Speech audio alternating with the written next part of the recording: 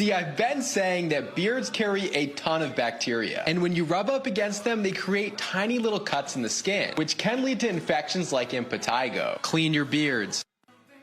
Calling all facial hair fans out there, a dermatologist is going viral for his words of warning for anyone kissing someone with a beard. He says beards contain a lot of bacteria that can easily be transferred when you rub up against them, and it can irritate your skin when you rub. So this morning, McLean Dermatology and Skincare Center founder Dr. Lily, she joins us now to talk all about it. And Dr. Lily, I'm sure you saw this video everywhere, so let's begin with your thoughts on that.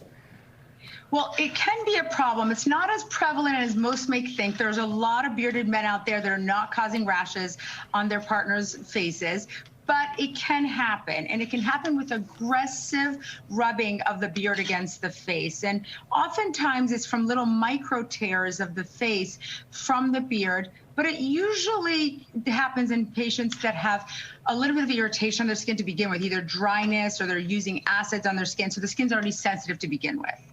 So Dr. Lily, my partner has a very big beard, and I've never had any skin irritation problems, but I'll say it's always nicely groomed and it smells really good. What tips for bearded men out there do you have for what kind of products they should be using to maintain good hygiene for their beards? So cleaning your beard is important, just like washing your hair in the shower using a light shampoo.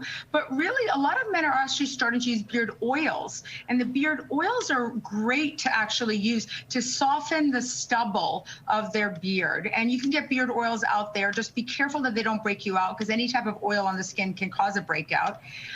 But washing is important, because forget about the rash that you get that's almost like a rug burn type thing. We call it irritant contact dermatitis.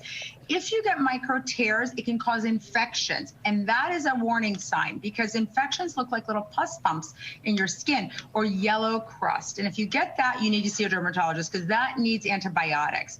So keeping the beard clean, keeping the beard well moisturized, that would help the best to prevent these rashes from occurring. When you say washing, is it a limit as to how much that you even want to do that? Because that can cause dryness, especially depending on the type of soap that you use. I usually recommend a shampoo that's gentler than a soap on the beard. So if you're using it just to clean out the food or any bacteria that builds up in the beard, just like it would in your scalp. So use a light shampoo, gentle skincare.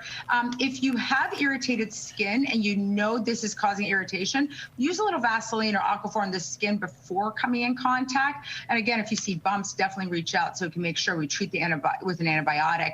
But in the shower is the primary way of doing that. Every day, once a day, just like your scalp. I don't know if you got a chance, Dr. Lily, to read any of the comments on this viral video or videos that have been shared, but I told a friend that I was doing this segment today, and she had a question, and it's floating out there. Could this be a sign of an STD? If your partner has a beard and then you're noticing rashes or bumps on your face? That's a very good question. The beard itself doesn't transmit an STD. If you have open sores like cold sores, that is a form of an STD. So those look a little bit more like open sores. They sometimes drain. However, if you do get a rash around your mouth and you have a history of cold sores, that can prompt the cold sore from coming out when you least expect it. So beards don't transmit STDs, but STDs from open lesions can transmit to your partners if they're open, draining, and like a wound.